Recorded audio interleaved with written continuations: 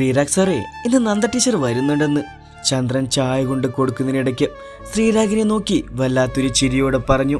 വരട്ടെ, അതിന് എനിക്കെന്താ? സാറിനൊന്നുമില്ലേ? നിങ്ങൾ പരസ്പരം ഇങ്ങനെ മുഖത്ത് നോക്കുമെന്നാണ് ഞാൻ ആലോചിക്കുന്നത്. താൻ അതിനെക്കുറിച്ച് കൂടുതൽ ആലോചിക്കേണ്ട. ഈ വിവാഹം മുടങ്ങിയതിന് പിന്നിൽ തൻ്റെ പങ്ക് എന്താണെന്ന് എനിക്കറിയാം. അതുകൊണ്ട് കൂടുതൽ എന്നെ കൊണ്ട് പറയിപ്പിക്കരുത്. ശ്രീരാഗ് തറപ്പിച്ച് പറഞ്ഞപ്പോൾ ചന്ദ്രൻ വിളറി വെളുത്തിറങ്ങിപ്പോയി. ശ്രീരാഗ്, കഴിഞ്ഞതൊക്കെ കഴിഞ്ഞു. പഴയതൊക്കെ ആലോചിച്ച് നീ ഇങ്ങനെ നടക്കാതെ ജോലിയിൽ ശ്രദ്ധിക്കും. മനസ്സിൽ ഓരോന്ന് വെച്ച് നന്ദയുടെ നീരസം കാണിക്കരുത്. അറിയാലോ, ഒരുപാട് അനുഭവിച്ച കുട്ടിയാ. ഞാനെതിരെ കാരണം മാഷെ നന്ദയുടെ നീരസം കാണിക്കുന്നത്. നട്ടലില്ലാതെ പോയത് എനിക്കല്ലേ? അമ്മമാരുടെ വാക്ക് കേൾക്കുന്ന, അവരുടെ ആജ്ഞയ്ക്കനുസരിച്ച് നിൽക്കുന്ന എല്ലാ ആൺമക്കളുടെയും ജീവിതം ഇങ്ങനെയൊക്കെ തന്നെയല്ലേ? അമ്മ അതിസമൃദ്ധമൊരു നാടകം കളിച്ചു. ഞാനതിൽ വീണുപോയി. ശരിയാണ്, നന്ദയെ ഞാൻ ഒരുപാട് സ്നേഹിച്ചിരുന്നു. വളരെ കഷ്ടപ്പെട്ട് അവളിലേക്കൊടുവിൽ എത്തുകയും ചെയ്തു. അവസാനം അപ്രതീക്ഷിതമായി വന്നൊരു കാറ്റിൽ ഒരു അപ്പൂപ്പൻ താടി പോലെ അവൾ എൻ്റെ കൈവളയിൽ നിന്ന് പാറിപ്പറന്നു പോവുകയും ചെയ്തു. ആ വിവാഹവും മറ്റുള്ളവരുടെ നിർബന്ധവുമായിരുന്നില്ലേ? അവളെങ്ങനെ ജീവിക്കുന്നെന്ന് എനിക്ക് ആകുലതയുണ്ട്. കുറച്ച് പരിചയം സിദ്ധാർത്ഥുമായി ഉണ്ടായിട്ടുണ്ട്. അയാൾ നല്ലവനാണ്. അയാൾ ഒരിക്കലും നന്ദയെ വേദനിപ്പിക്കില്ലെന്ന് എനിക്കുറപ്പുണ്ട്. ഞാനെല്ലാം മറക്കാൻ ശ്രമിക്കുകയാണ് മാഷെ. ഇടയ്ക്കിടയ്ക്ക് ഇതുപോലെ എന്നെ കുത്തി വേദനിപ്പിച്ചില്ലെങ്കിൽ ചന്ദ്രന് ഒരു സമാധാനവും കിട്ടില്ല.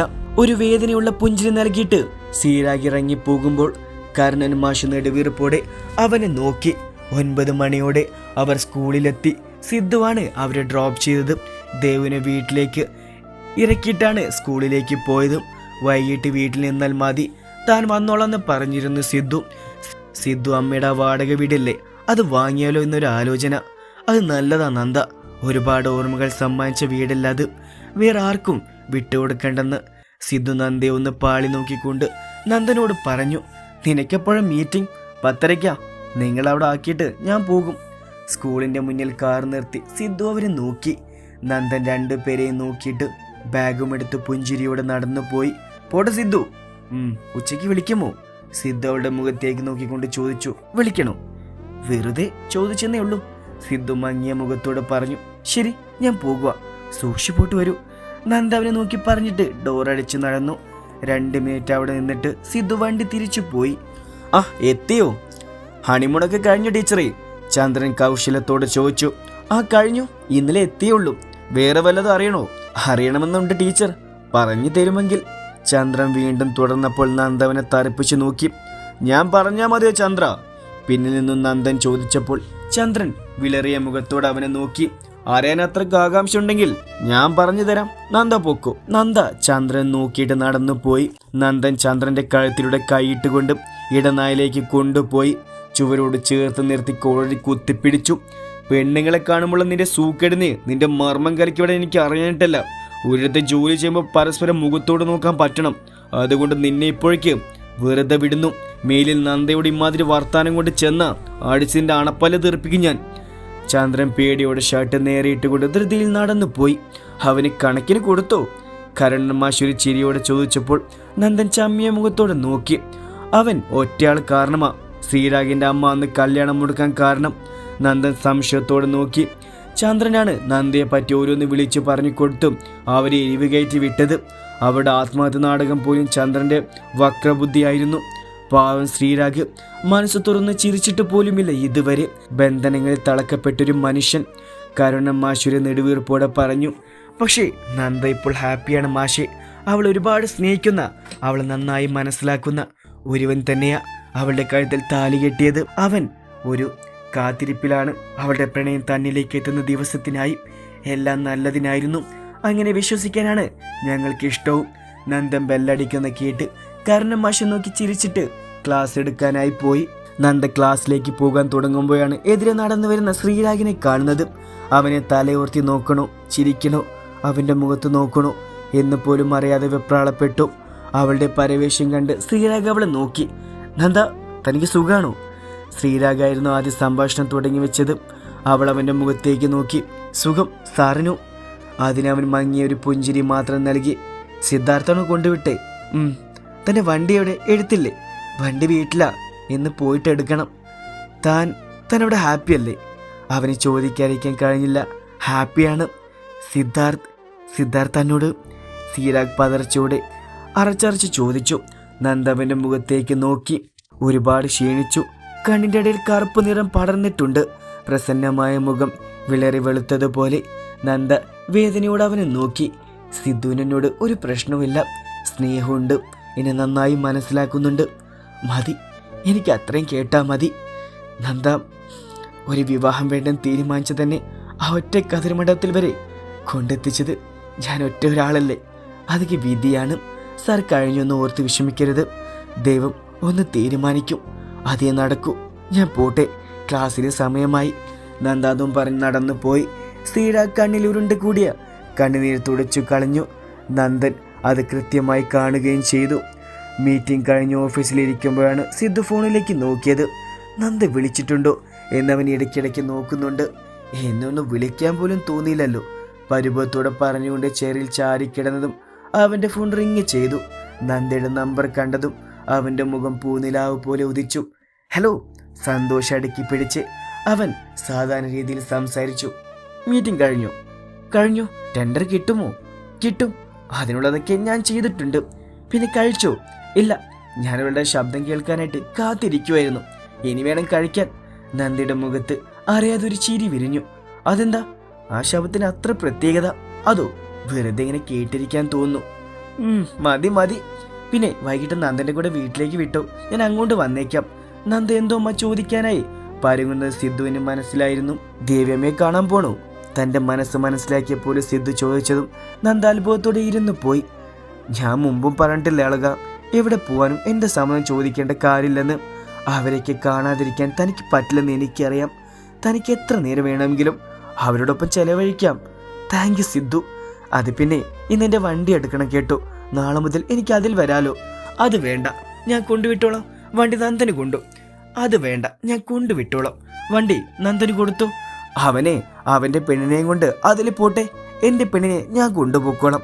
ഈ സിദ്ധുവിൻ്റെ ഒരു കാര്യം, ഞാനും നന്ദനും ഒരുമിച്ചല്ലേ വരുന്നേ. അപ്പോൾ ഒന്നിൽ വന്നാൽ പോരെ? അപ്പോൾ ദേവോ അവളെ വില്ലയിലാക്കിയിട്ട് വരാൻ പറ്റുമോ? അവൾക്ക് ക്ലാസ് തുടങ്ങാനൊക്കെ ഇനിയും സമയം എടുക്കല്ലേ. അതുകൊണ്ട് തന്നെ കൊണ്ടുവിടുന്ന കാര്യം ഞാൻ നോക്കിക്കോളാം. പഴയതുപോലെ ആ ചകടമെടുത്ത് പറക്കാൻ ഞാൻ വിടില്ല. വണ്ടി കയ്യിൽ കിട്ടിയ പിന്നെ സൂപ്പർ ശരണിയല്ലേ, ഒരൊറ്റ പറക്കല്ലേ. മറ്റവരുടെ സമാധാനം പോകാൻ അത് മതി. നന്ദിയുടെ മുഖം വീർത്തും. ഞാൻ പയ്യെ പോകുന്നേ. പയ്യെ പോകൽ ഞാൻ കാണുന്നുണ്ട്. എൻ്റെ ആളെക്കുട്ടി ഞാൻ പറയുന്ന കേട്ടാ മതി. സ്കൂളിൽ ബെല്ല് മുഴങ്ങി. ഓ ശരി രാജാവേ, അടിയന് ക്ലാസ് എടുക്കാനുള്ള സമയമായി. എന്നാ ഞാൻ അങ്ങോട്ട്. ശരി, പറഞ്ഞതൊക്കെ ഓർമ്മയുണ്ടല്ലോ? ഓ ഉണ്ട്. ഓക്കെ. നന്ദ ഫോൺ കട്ട് ചെയ്ത് ബാഗിനുള്ളിൽ എടുത്തു വെച്ചിട്ട് ബുക്കും എടുത്ത് ക്ലാസ്സിലേക്ക് നടന്നു. സിദ്ധു അവരുടെ കല്യാണ ഫോട്ടോയിലേക്ക് നോക്കി പുഞ്ചിരിയോടെ ഇരുന്നു. വൈകുന്നേരം മുമ്പത്തെ പോലെ നന്ദ ഗോകുലിന്റെ വീട്ടിലേക്ക് ഇറങ്ങാൻ തുടങ്ങി. ഞാൻ വരണോ നന്ദ? ഞാനും വീട്ടിലേക്കാണല്ലോ, അവിടെ നിന്ന് ഒരുമിച്ച് പോകാം. നന്ദൻ ബാഗുമായി വന്ന് ചോദിച്ചു. വരുന്നെങ്കിൽ വന്നു, എനിക്കൊരു കൂട്ടായല്ലോ. അതെ, എൻ്റെ വണ്ടി എടുക്കാൻ സിദ്ധു സമ്മതിക്കുന്നില്ല. ഞാൻ പറക്കണമെന്ന പറച്ചില് മുഖം വീർപ്പിച്ച് പറയുന്ന നന്ദയെ കണ്ട് അവന് ചിരി വന്നു. ആ ചെറുക്കൻ അങ്ങനെയാ, ആരുടെങ്കിലും ഇഷ്ടം തോന്നിയ പിന്നെ ഓവർ കെയർ ആയിരിക്കും. താൻ അതൊന്നും മൈൻഡ് ചെയ്യണ്ട. വണ്ടിയിൽ വരുന്നില്ല നല്ലത്. എൻ്റെ ബൈക്ക് ഇന്ന് എടുത്തിട്ട് പോകാം. അപ്പോൾ പിന്നെ നാളെ മുതൽ അതിൽ വരാലോ. സിദ്ധു സമ്മതിക്കൂ? എൻ്റെ വണ്ടി നന്ദന് തരാനാ പറഞ്ഞിരിക്കുന്നത്. തൽക്കാലം ഒരു കാര്യം ചെയ്യാം, താൻ എൻ്റെ കൂടെ വന്നാൽ മതി. തൻ്റെ വണ്ടി ദേവിന് കൊടുക്കാം. അവൾക്കിനി നെറ്റിൻ്റെ ക്ലാസ് തുടങ്ങാറായില്ലേ, അവൾ അതിൽ പൊക്കോളും. ആ വട്ടൻ പലതും പറയും. ഇനിയിപ്പോ ആ പ്രൊജക്റ്റ് തുടങ്ങിയ പിന്നെ അവ നല്ല തിരക്കായിരിക്കും. ഇവിടുന്ന് എങ്ങനെ ഇനി പോകുന്നേ? ഓട്ടോയിൽ പോകാം, കുറച്ച് ദൂരല്ലേ ഉള്ളൂ. അവർ ഗേറ്റിന്റെ പുറത്തേക്ക് ഇറങ്ങുന്നതും ഒഴിഞ്ഞു വന്നൊരു ഓട്ടോ കൈ കാണിച്ചു അതിൽ കയറി. കുഞ്ഞിന്റെ കല്യാണം കഴിഞ്ഞെന്ന് അറിഞ്ഞു. ഇതാണോ ആള്? നന്ദയെ പരിചയമുള്ള ആളായിരുന്നു ഡ്രൈവർ. അയാൾ ചോദിച്ചു. അല്ല സലീമേട്ടാ, ഇത് ദേവുവിന്റെ ഭർത്താവാണ്. ഞങ്ങൾ ഒരു സ്കൂളിലാണ് ജോലി ചെയ്യുന്നത്. എൻ്റെ ഭർത്താവ് നന്ദന്റെ അമ്മായിയുടെ മോനാണ്. ആണോ? നന്നായി കുഞ്ഞെ. ജീവിതം ഇങ്ങനെ വെറുതെ മുരടിച്ച് കളയാനുള്ളതല്ല. നിന്നെ ഓർത്ത് വല്ലാത്ത വിഷമമുണ്ടായിരുന്നു. ഇപ്പൊ ഒരു സമാധാനം. ഇപ്പൊ എങ്ങോട്ടാ പോവേണ്ടത്? ഗോകുലേട്ടന്റെ വീട്ടില്. അയാൾ സംശയത്തോടെ അവളെ മിറയിൽ കൂടി നോക്കി. അവിടെയോ? അവിടെ ഇപ്പോഴും മോള് പോകാറുണ്ടോ? അത്ര പെട്ടെന്ന് ആ വീടുമായുള്ള ബന്ധം മുറിച്ചു കളയാൻ പറ്റുമോ? ദേവിയമ്മയ്ക്ക് ഞാൻ ഇടയ്ക്കൊക്കെ പോയില്ലെങ്കിൽ വളരെ വിഷമമാണ്. നിന്നെപ്പോലെ നീ മാത്രമേ കാണൂ കുട്ടി. അയാൾ ഒരു നെടുവീർപ്പോടെ പറഞ്ഞു. ഗോകുലിന്റെ വീട്ടിലേക്ക് വഴി തിരിയുമ്പോൾ നന്ദ ബാഗിൽ കൈകൾ അമർത്തി പിടിക്കുന്ന നന്ദൻ കണ്ടു. അവളുടെ മുഖത്ത് അതിവേഗത്തിലുണ്ടായ ഭാവങ്ങൾ അവൻ ശ്രദ്ധിച്ചു. ഞാൻ വെയിറ്റ് ചെയ്യണോ മോളെ? ഇറങ്ങാൻ നേരം സലീം ചോദിച്ചു. വേണ്ട, ചേട്ടൻ പൊക്കോ, വേറെ ഓട്ടം കിട്ടാനുള്ളതല്ലേ. കാശ് കൊടുത്തിട്ട് നന്ദൻ പറഞ്ഞപ്പോൾ അയാൾ തലയാട്ടിക്കൊണ്ട് ഓട്ട് തിരിച്ചു. അകത്തുനിന്ന് കാറ്റുപോലെ പാഞ്ഞു വന്ന് നന്ദയെ കെട്ടിപ്പിടിച്ചു. നന്ദൻ അമ്പരപ്പോടെ നോക്കി. ഇപ്പോഴാണ് ചേച്ചി ഞങ്ങളൊക്കെ ഓർത്തത്. സങ്കടത്തോട് ചിറ്റിപ്പിടിച്ചു പറയുന്നവളെ നന്ദ വാത്സല്യത്തോട് നെറുകയിൽ തലോടി. ചേച്ചി ഇവിടെ നിന്ന് ഓടിക്കാൻ നിങ്ങൾക്കെല്ലാവരും ധൃതി, ഇപ്പൊ എന്നെ മിസ് ചെയ്യുന്നുണ്ടെന്നല്ലേ. കീത്തു അവളെ കൊച്ചുകുട്ടിയെ പോലെ നോക്കി. അപ്പോഴേക്കും അകത്തുനിന്ന് കൃഷ്ണനും രാഹുലും ഇറങ്ങി വന്നു. സിദ്ധു വന്നില്ലേ മോളെ? കൃഷ്ണൻ സന്തോഷത്തോടെ ചോദിച്ചു. ഇല്ലച്ചാ, ഓഫീസിൽ പോയേക്കുവാ. നന്ദേട്ടാ അകത്തേക്ക് വാ. രാഹുൽ വന്ന് പുഞ്ചിരിയോട് അവൻ അകത്തേക്ക് കൂട്ടി. വിവാഹം കഴിഞ്ഞു പോയ മക്കള് വീട്ടിലേക്ക് വരുന്നതിന്റെ സന്തോഷമായിരുന്നു ആ അച്ഛൻ്റെയും അമ്മയുടെയും മുഖത്തെന്ന് നന്ദൻ ആശ്ചര്യത്തോടെ ആലോചിച്ചു പോയി. ഇത്ര മാത്രം ഈ കുടുംബം നന്ദയും തമ്മിൽ എങ്ങനെ അടുത്തു? ഒരു പക്ഷേ ആ വിവാഹം നടന്നിരുന്നെങ്കിൽ ഈ വീട്ടിലെ രാജകുമാരി തന്നെയാകുമായിരുന്നു നന്ദ. നന്ദേട്ടൻ എന്താ ആലോചിക്കുന്നേ? ഒന്നുമില്ല, ഞാൻ വെറുതെ. അപ്പോഴാണ് ചുവരിൽ പതിപ്പിച്ചിരിക്കുന്ന ഗൂഗിളിലെ ഫോട്ടോ അവൻ കണ്ടത്. ഭവൻ ചേട്ടൻ കഴിഞ്ഞ ദിവസം ഇവിടെ വന്നിരുന്നു. ഏട്ടനെ കുറിച്ച് സാധനങ്ങൾ തിരികെ തരാൻ. ആ കൂടുതൽ ചേച്ചിക്കുള്ളം കൂടി ഉണ്ടായിരുന്നു. രാഹുലിന്റെ മുഖത്തെ സങ്കടം കണ്ട് നന്ദന് വല്ലാതായി പോയി. സിദ്ധു പറഞ്ഞു, ഭവൻ ഞങ്ങളുടെ കസിനാണ്. അമ്പലത്തിൽ വെച്ച് നന്ദയെ അവൻ കണ്ടിരുന്നു. പിന്നെ സിദ്ധു അവനോട് സത്യങ്ങളൊക്കെ പറഞ്ഞു. അതുകൊണ്ടാ ആ സാധനങ്ങളൊന്നും ചേച്ചിക്ക് കൊടുക്കണ്ടെന്നും ഇവിടെ തന്നെ സൂക്ഷിച്ചോളം ഭവൻ ചേട്ടൻ പറഞ്ഞു. അത് നല്ലതെന്ന് തോന്നി. ഞങ്ങളുടെ സുഹൃത്തത കാരണം ഒരിക്കലും ചേച്ചിയുടെ ജീവിതം ഇല്ലാതാവരുത്. ചേച്ചിക്ക് അവിടെ സന്തോഷമല്ലേ? ഒരു സഹോദരന്റെ ആദിയോടെ ചോദിക്കുന്നതിനെ നോക്കി നന്ദൻ പുഞ്ചിരിച്ചു. സന്തോഷമൊന്നും അറിയില്ല. നന്ദയുടെ മനസ്സ് ഒരു വരാലിനെ പോലെ പിടിത്തരില്ല ഒരിക്കലും. പക്ഷേ സിദ്ധന് അവളില്ലാതെ പറ്റില്ല. രാഹുലും ചിരിച്ചുപോയി. ദേവിയമ്മയുടെ മടിയിൽ കിടന്ന് വിശേഷങ്ങൾ പറയുകയായിരുന്നു നന്ദ. അടുത്തന്നെ താടിക്ക് കൈ കൊടുത്ത് കീത്തും അവളെ കേട്ടിരിക്കുന്നുണ്ട്. കൃഷ്ണൻ നന്ദനെയും കുട്ടി ഗൂഗിളിന്റെ അടുത്തേക്ക് നടന്നു. പിന്നാലെ രാഹുലും. ദേവിയ ഇവിടെ ഇപ്പോൾ ഇങ്ങനെ വൃത്തിയാക്കിയിട്ടിരിക്കുന്നത്. മുമ്പ് നന്ദയായിരുന്നു ഇതൊക്കെ ചെയ്തത്. സാധാരണ ചുടലൊന്നും ആരും വൃത്തിയാക്കാറില്ല. പക്ഷേ നന്ദയ്ക്ക് അങ്ങനെയല്ല. ഗൂഗിളിന് ഇഷ്ടപ്പെട്ട ചെമ്പകം കൊണ്ട് നട്ടതും അവളായിരുന്നു. വാത്തോരോതെ കൃഷ്ണൻ ഓരോന്ന് പറഞ്ഞുകൊണ്ടിരുന്നു. നന്ദൻ ഒരു ചിരിയോടെ കേട്ടിരുന്നു. വല്ലാത്തൊരു അടുപ്പം അവരോടൊക്കെ തോന്നുന്നുണ്ടായിരുന്നു അവനും. പറമ്പും കൃഷിയുമൊക്കെ കാണിച്ചു കൊടുത്തുകൊണ്ട് കൃഷ്ണനും രാഹുലും നന്ദനെ കൂട്ടി. തിരിച്ചു വരുമ്പോൾ നന്ദ ഗൂഗിളിനടുത്തുണ്ടായിരുന്നു. എന്തൊക്കെയോ പറയുന്ന പോലെയുണ്ട് അവളുടെ ഭാവം കണ്ടാൽ. നിറഞ്ഞു വന്ന കണ്ണുകൾ തുടച്ചുകൊണ്ട് തിരികെ നടന്നു പോകുന്നതും കണ്ടു. പോരാൻ നേരം മധുരമുള്ളൊരു വാർത്തയും അല്പം മധുരം നൽകിയതും അവരെ യാത്രയാക്കിയത്. കീത്തു ഒരു അമ്മയാവാൻ പോകുന്നു. ഒപ്പം പിണങ്ങിയിരുന്ന വീട്ടുകാർ കൂടി അവളെ കാണാൻ വന്നിരുന്നെന്നും. അവളെ ചേർത്ത് നിർത്തി നേറുകയിൽ ഒരു ഉമ്മ കൊടുത്തു നന്ദ. ഒപ്പം വയറിൽ കൈവച്ചു. വല്യമ്മയുടെ വാവയെന്നു കൂടെ പറയുന്ന കേട്ട് ശ്രീദേവി കരച്ചിലടക്കി പിടിച്ചു. അവർ യാത്ര പറഞ്ഞു പോയപ്പോൾ പൊട്ടിക്കരഞ്ഞുകൊണ്ട് കൃഷ്ണന്റെ നെഞ്ചിലേക്ക് വീണു. നമ്മുടെ കുഞ്ഞ് ഇന്നുണ്ടായിരുന്നെങ്കിൽ അവർക്കുണ്ടാകുമായിരുന്നില്ല ഏട്ടാ. ഒക്കെ വിധിയാടോ, താൻ കരയാതെ. കൃഷ്ണൻ മനസ്സിലെ വേദന അടക്കി അവരെ ചേർത്ത് പിടിച്ചു. അവർ വീട്ടിലേക്ക് എത്തുമ്പോൾ ദൈവമുറ്റത്ത് നിൽപ്പുണ്ടായിരുന്നു. ചന്ദ്രൻ തോട്ടിക്കൊണ്ട് മാങ്ങ പറിക്കുന്നുണ്ട്. അശോകൻ കസേരയിലിരുന്ന് അവരോട് എന്തൊക്കെയോ പറഞ്ഞുകൊണ്ടിരിപ്പുണ്ട്. ചായയുമായി സാവിത്രി ഉമ്മറത്തേക്ക് വന്നു. എത്തിയോ? സാവിത്രി പുഞ്ചിരിയോട് ചോദിച്ചപ്പോൾ ദേവ് ഓടിപ്പോയി നന്ദന്റെ ബാഗ് വാങ്ങി സന്തോഷത്തോടെ അവനെ നോക്കി നിൽക്കുന്നുണ്ട്.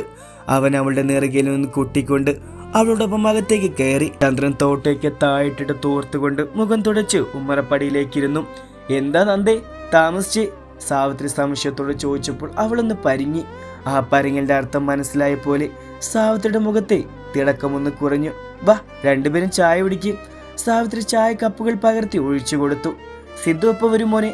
ചന്ദ്രൻ ചോദിച്ചു. അവനിപ്പോ എത്തുമായിരിക്കും. എങ്ങനെയുണ്ടച്ചപ്പോ? അത് അങ്ങോട്ട് പറയാനിരിക്കുമായിരുന്നു.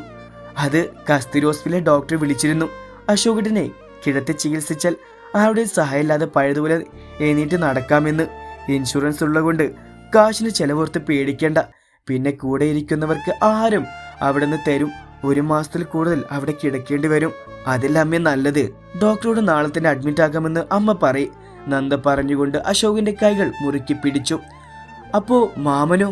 ദേവ് ചോദിച്ചു. മാമനും വരാതെ പിന്നെ എനിക്ക് ഒറ്റയ്ക്ക് വെക്കുവോ? അവിടെ ഒരു റൂമൊക്കെ ഉണ്ട്, അതുപോലെ ഞങ്ങൾക്ക്.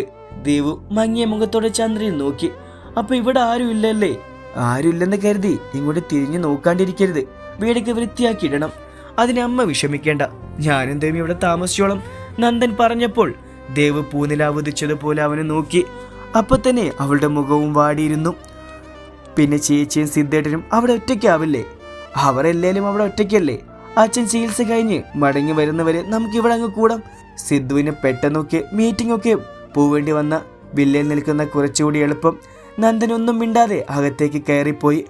ആകപ്പാട് ദേവകൂടുള്ളതാണ് ഒരു ആശ്വാസം. ഇതിപ്പോ അതും ഇല്ലാതായി. ഓരോന്നാലോചിച്ച് കൂട്ടിയിട്ട് അവൾ ഡ്രസ്സും എടുത്ത് കുളപ്പടവിലേക്ക് നടന്നു. അപ്പോഴേക്കും സിദ്ധു എത്തിയിരുന്നു. അവനാകെ വിശന്നിട്ടായിരുന്നു വന്നത്. അവൻ്റെ മനസ്സറിഞ്ഞ പോലെ സാവിത്രി പഴംപൊരി ഉണ്ടാക്കി വെച്ചിരുന്നു. ചായ കുടിക്കുന്നതിനിടയ്ക്ക് സിദ്ധു ചുറ്റുമൊക്കെ ഒന്ന് പാളി നോക്കുന്നുണ്ട്.